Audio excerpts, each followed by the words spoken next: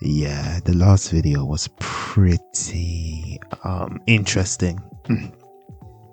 If you have checked out the last video that I made about Arcane, it's very important to know. I will put it right here. Go and check out the first video. But in this series, we're gonna review every single episode on Arcane and analyze it and why Arcane is brilliant with storytelling.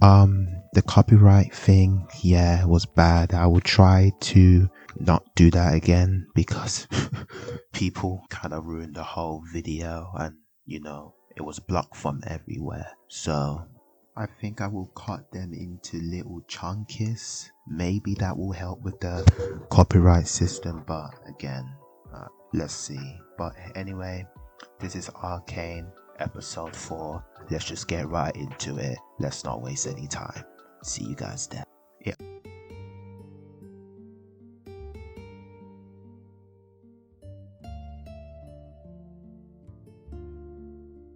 Opens on a bright flame for the future of Piltover. Really like how it opens on that. It really makes sense on why the bright flame was Heimerdinger hand of lighting the flame on the new generation, just like Jace. Jace and Heimerdinger are talking about Stanwick Padidley. I don't know much about him. Everything he built either exploded, melted, or toppled over. And yet, here he stands. Stanwick set his personal ambitions aside and focused on something far more important. Our future. He realized nothing he could accomplish could compare to the contributions of his students. I had no idea. That was his sacrifice. A dear friend. The council has recommended you give the Progress Day speech this year. But you always give that speech. I could never take your place. I agree with them. Your hex gates have done wonders for our city, brought scholars. It's been years of what happened to the free part of the episode, seeing that everyone have changed. In this episode, we will see how people have changed in these 3 or 4 years. By the way, I want you to listen what Heimerdinger is saying to Jace very closely. Does this remind you of anyone? Stanwick Padidley. I don't know much about him. Everything he built either exploded, melted, or toppled over. And yet, here he stands.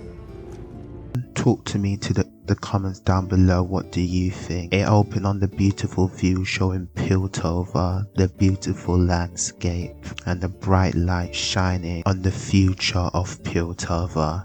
Let's just skip this. Okay, now we're here. We find out that Jace is very popular with the public. Jace and Kate are still friends, and Kate is pop now, so that's pretty cool, and working for the forces. We find out that Kate has some beef with her mother. Kate said that she really just want to know the real world and explore with real people. This will be a common theme in later episodes, just like a Disney princess. Kate character arc to me is just okay. She's not my favorite character, but she's very important in Arcane with Vi. Anything to keep me from seeing the real world. Well, at least you'll have front row seats to the speech. Anyway, a transition shows that down the bottom of Piltover, we find out that circle expanding shimmer to more Zon people, evil coming up to Piltover. We don't know these people in the masks, but we do know that they're trying to stop Circle from expanding this drug, so we can kind of trust them for a little while if they're on the good side or any side that is in the line. It finally shows who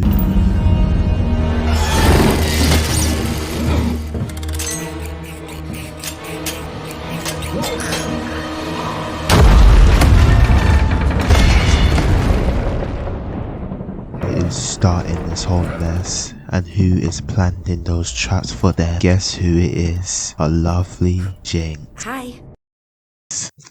In this scene, all of us feel like Jinx. We're happy for Jinx.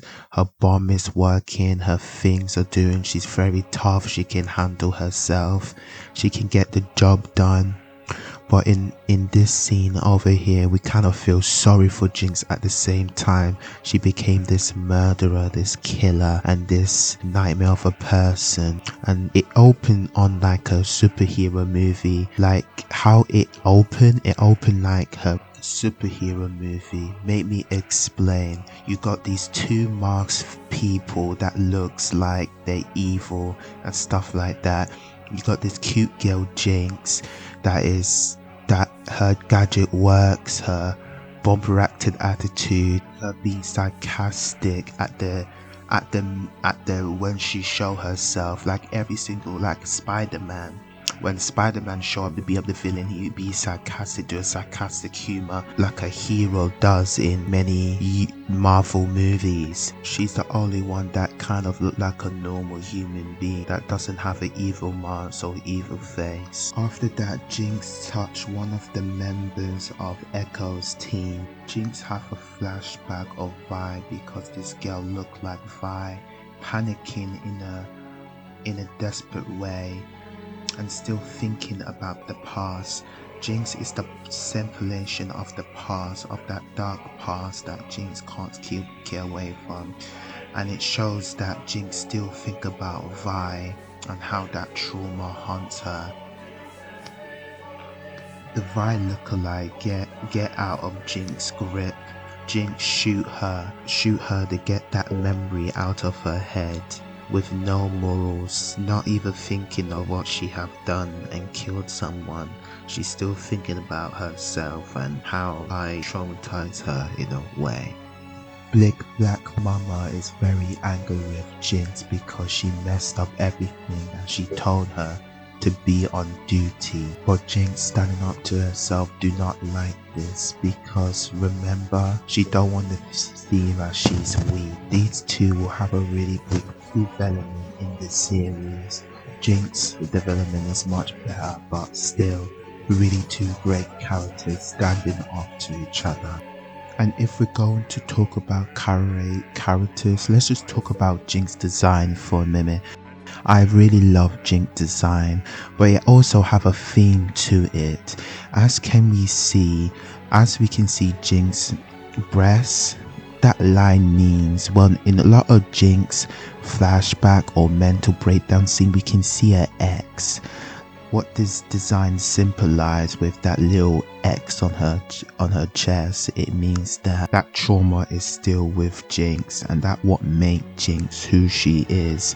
In the other Legend of games, maybe in season 2 we will not see her in a new design or in her original design, that she's free from that trauma and she doesn't have to deal with it anymore. But I like to see what will happen in season 2. And she's the only character that I can find that actually show like a lot of skin.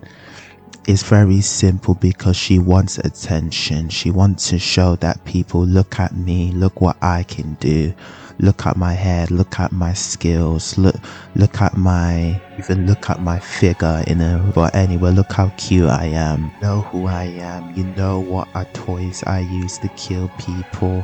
You know my writing, you know my marks on the world. We can see that kind of kidly thing about Jinx.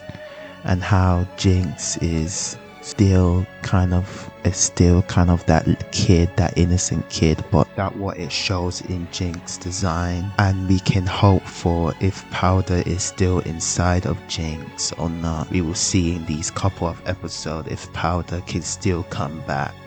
Anyway, I forgot to talk about one of the masked people looking at the watch. I really like this. That's why it looks so like a really big foreshadowing on what's gonna happen in episode 7 and not make it look like it came out of nowhere. Really good scene, but just want to point that out. It's our turn to So decide. we begin on Heimendinger, Jace and Victor. They're explaining their experiment. But look at Heimerdinger face for a moment, not saying anything, just standing there. But look at the dog in the background, scared, terrified, running up and down, scared. Just like Heimerdinger think about magic. But if you want more explanation of this, go and watch this video. He make a really good video on it. I don't want to steal his point, but it really makes sense of why he think this feeling of this way. And to prove this, look what Heimerdinger said here. Gentlemen, you should be very proud. Obviously, there are a few kinks to iron out and screws to be tightened, but give it a decade of careful research and it will be ready. A decade? Oh, don't worry, my boy. It zips past you in the blink of an eye. With respect, Professor, we can be improving lives with Hex Tech now. A breakthrough like this takes time, Victor. Putting that kind of power into everyone's hands is dangerous. Keep at it, and I truly believe that he truly believes in what he said. He's not saying it to be mean, but he's saying it in his perspective. That's why, remember, Heimerdinger is a mortal and can't understand about other people not being immortal. 2 years is just a day for him. 3 years is just a week for him. 20 years is just a month for him. But for Jace and for Victor, it's like an eternity. And you can see Heimerdinger is really scared of this, that he really just wants to make this right and not start this whole bad thing, what happened to his past once again. But you kind of agree with Heimerdinger. That's why these finches are dangerous and it will lead up to more suffering if we're not careful of what these things can be complainable of. But anyway, to another scene. We cut to Caitlin investigating on what happened to attack, what Jinx done. Marcus stop her in her tracks and tell Need it, and clearly this takes priority. I realize you're used to getting your way, Kiriman, but we have a chain of command for a reason. her that I find Caitlin and Marcus very interesting duos, one in the light and one in the darkness. It's a really coming of theme of trust here. Caitlin doesn't understand who is Marcus and what Marcus is doing, but she do trust in him in a way. But Marcus doesn't trust Caitlin because we know that he betrayed Piltover and the Piltover citizen and working with Circo to back him up. But how Caitlin really just want to help just reminds me of Jinx in a way of being useful for something. And as so for Marcus, we will find something very interesting about him and what his development of a character is. Marcus play a big role. Even these two are the most blandest characters in Arcane. They have so much importance and theming in Arcane, and that what Arcane do best. Even the most flattest characters have the most importance or the most important theme in Arcane, but I will explain more of that in later. But for now, I want to talk about the scene when Marcus find out Claire. Marcus look like he's really in the dark and should not be trusted. But Claire, even if she's in the dark, she's still got that bright light about her and still care about others. As Marcus, he doesn't really care to ask him any questions about what happened. That's why, because he's working for Circo or lying to Claire. Finally, we go back to Zon and we can see what is going on in Zon in these couple of years. What I really like about these two opening themes in Piltover and Zon is that in Piltover it shows the beautiful landscape, the beautiful buildings more than the people, but in Zon it shows the people more, and Zon itself, it shows that the people in Zon are people and they're actually being themselves. But in Piltover, it's just these people are fake and phony, and some of them are liars and not not making that monster come out inside of them. Just a thing that I noticed. It cuts to Silco talking to one of her henchmen. Fired on us. There are always mishaps in battle.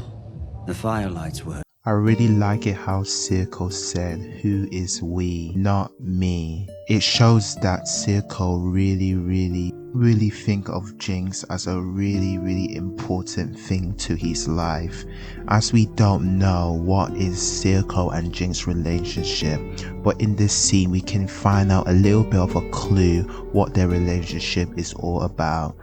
Silco want to know why does Jinx feel sad and want to know what happened to the other mission. I really like it how Jinx is up top and Silco's down the bottom. It really shows a important clue that Jinx is much important and Silco dream.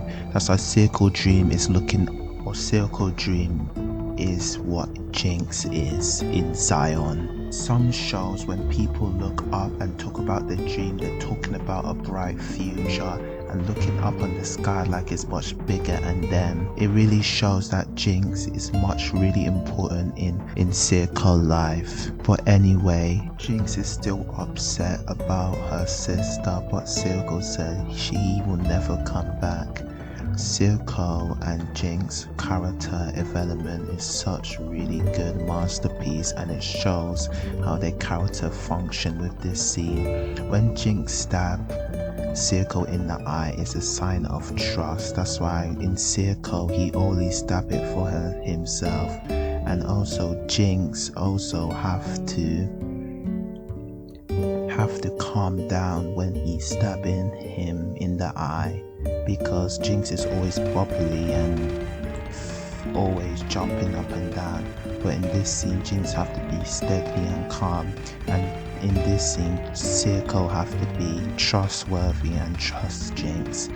It shows that their relationship, even though it's a big villain relationship, it's still nice to see that Jinx has someone that actually understands her in a way. But we still have that feeling in our head that Silco is kind of using Jinx, but we'll see that in a couple of episodes if that's true or not. Great characters, watch this video if you want to know. But anyway, one more thing, I really like how Silco still keep the cup of Jinx during when she was a kid, or maybe she was an adult, but it doesn't really matter. It's really cute of Silco can literally just chuck that away, but it shows that maybe Silco really cares for Jinx, for her. But anyway, we cut to this Meow and Jace are talking about something.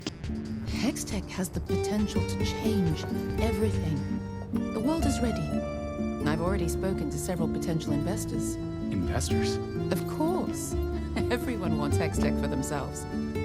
It's your people speech. is really Give the people a glimpse. interesting, but we still don't know why she's doing it per se. We do know that she's calling Heimerdinger old kind of makes sense. I mean, he's 1,000 years old, so I really like this foreshadowing of building up that Heimerdinger is gonna get kicked out of the council.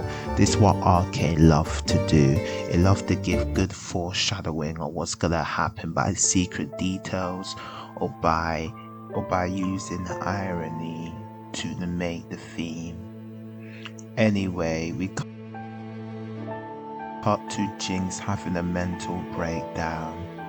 This mental breakdown shows how Jinx really is. And by the way, one more thing, I know this is not really important, but her room, I just like when characters and when TV shows show their room so we can tell who or their personality is. By showing their room, you can kind of get a little bit of understanding on who they are. But anyway, after that, Jinx have an idea. Show him. Oh, I'm gonna show him. Y'all see. I wonder what she's going to do. Anyway, Jace is getting ready for his speech. I like it how Jace and Victor are in the darkness. As we know in couple of episodes, Victor is part of Zon, but Piltover at the same time. In the darkness with Jace have a little light to him, and Victor is in the darkness. After Jace said goodbye and the cup covering him, he's going to the light. It shows that Victor is not really a part of Piltover. He is half Piltover, half Zon. That what I find very interesting. Jace, after the speech, thinks about Heimerdinger, what he said, and actually go through with it, not telling them that it's complete just yet. It needs time. Jace, I already discussed this in my video. Go and check it out. How important is the mask? It shows that how Jace, Science Jace, and Politic Jace have different persona that they have to keep with the public or with their other friends. Science Jace and Public Jace. I already make a video on that. You should watch it down below. Whether you're the scion of our high houses or an honest laborer from the underground, we vow to keep pressing forward, for we are the city of progress and our future is bright. Are with the Force. Throughout it was a burden building. Jinx using her secret skills that she used in the other scene, kill all the Forces. Get out! Now! Also, I brought this dynamite. Goodbye!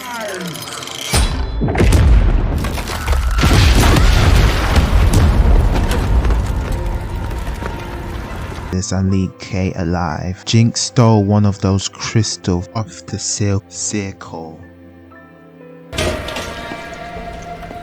After that, Jace is having trouble with the council. Nothing really important that I want to talk about it, but I play some clips. Resolved, including our laboratories, the refinery, and the hex gates.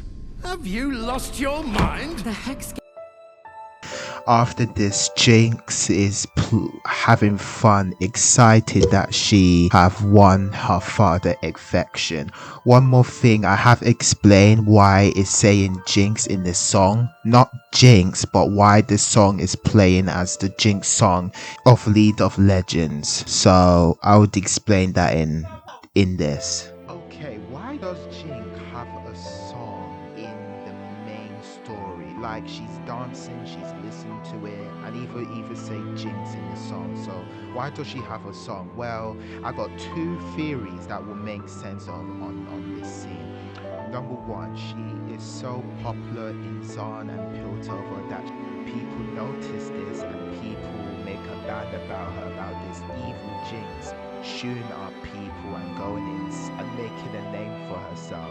Number two is that, well, the song is not really saying Jinx, it's saying something else. She's totally insane, totally making this song up. It's not a song, it's just a metal band, but in her head is saying Jinx. And that's what she thinks about herself. Number three is the most boring part. It's just a song, but it's not really talking about Jinx. It's just a song about not the Jinx that we know, but some other Jinx. So yeah, these are the two theories. I find this very interesting. And by the way, fuck you, Jinx is hot and bad.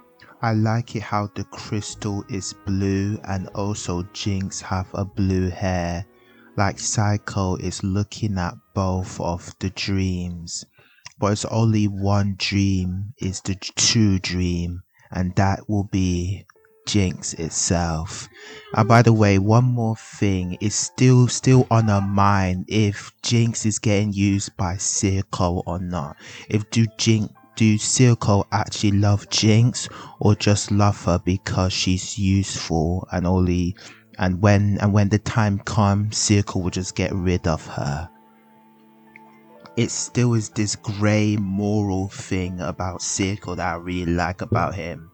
If he didn't have this moral grey thing, I think I will still like him. A really classic villain. And by the way, this scene is very cute when Jinx and Circle hug, even though We still don't know if Circo's still using Jinx in a way. It still have that emotion and impact, and that what Arcane is really good at, and more better and Chainsaw Man. I know I'm gonna get a lot of hate from that, but I think Arcane does it a little bit much better.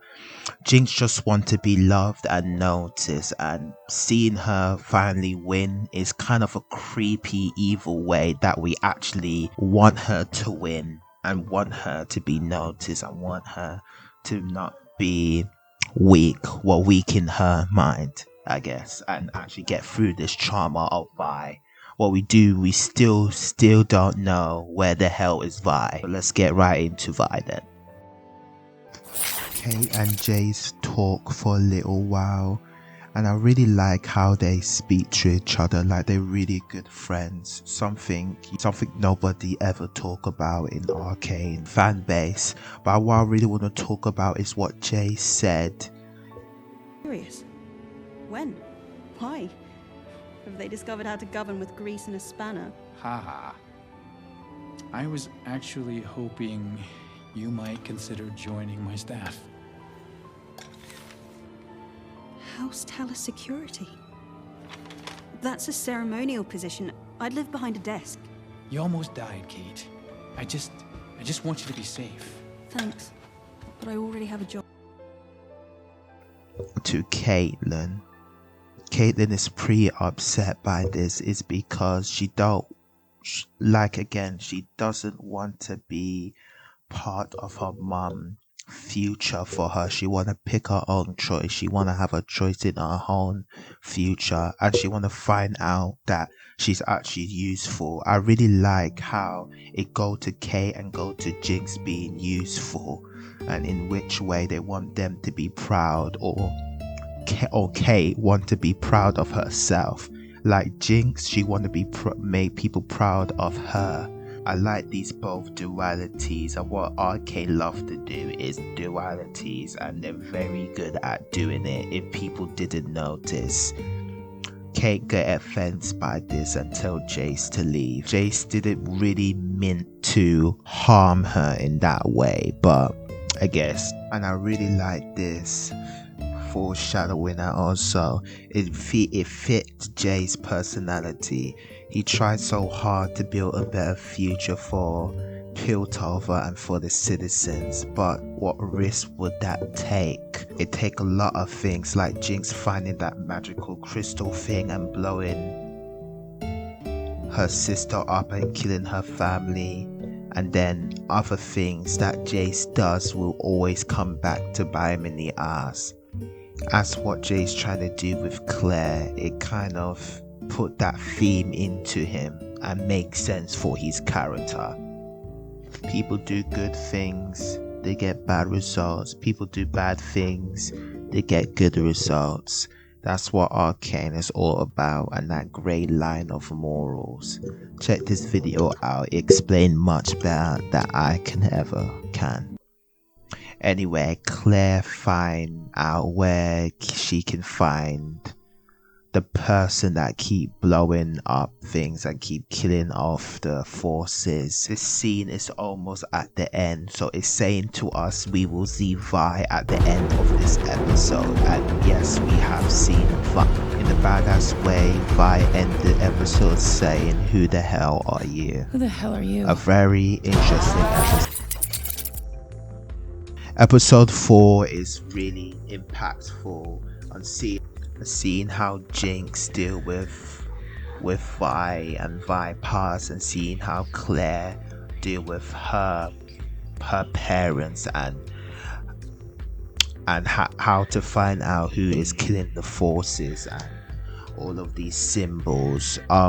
Not a lot of world building, but we have seen a map, and that's really good for the fans to understand where the map location are. I heard that some people get confused where some things are to Piltover and Zon. Circo is more characterized in this episode, as we can see that Circo did not kill Jinx, and actually keep her, and we're still on that level. Does Circle actually care about Jinx, or just using her as a tool? And after, when he's done using her as a tool, just fuck her, like kill her.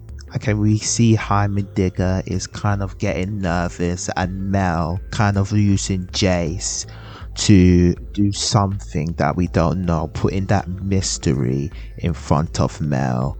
I really like Mel and Jinx characterization. Mel is more secretive and Jinx is more hyperative, that you can understand what she wants and who she is, but Mel is like really secretive, and that's why I really find Mel interesting.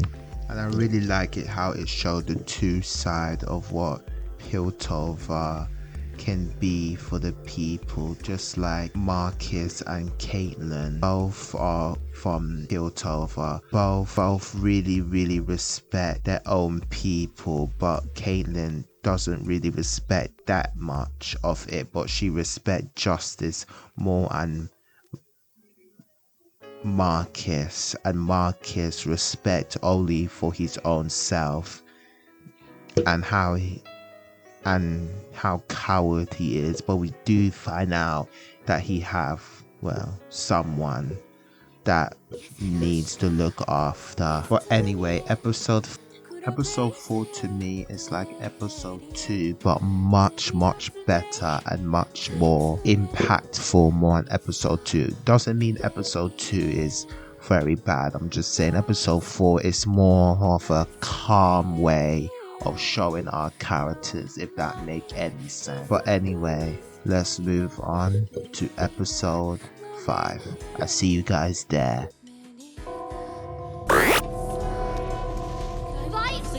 The necessary decisions to keep us safe. So, here's to the new us.